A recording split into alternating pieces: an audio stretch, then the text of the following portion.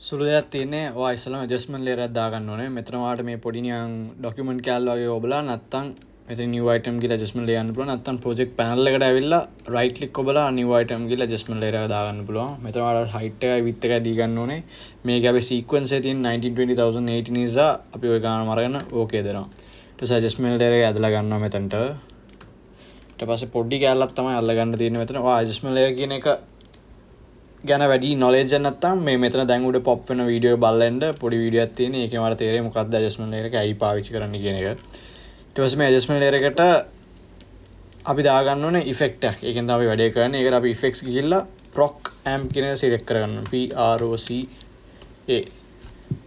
PROCA proc amp එක ඇදලා adjustment layer එක දාගන්න ඕනේ.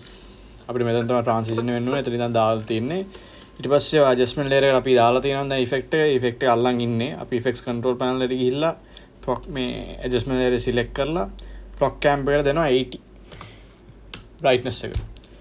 ඔයාලා පේනවා ඇති එතකොට ඒ ඇඩ්ජස්ට්මන්ට් ලේයර් කෑල්ල විතරක් මෙතන අපි අයින් කරලා බලන්න පුළුවන්. ඒක ඉෆෙක්ට් වල තියෙන විදිය. ඒ කෑල්ල විතරක් highlight වෙනවා. අන්නෝම තමයි flash effect එක දාගන්නේ. flash නැත්නම් camera effect එක.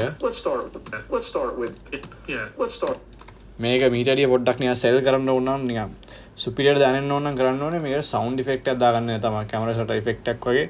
ඔය ඇදලා දාගන්න මේක YouTube වලින් තෝරලා. මෙතන අපි අත් තෝරගමු හොඳයි.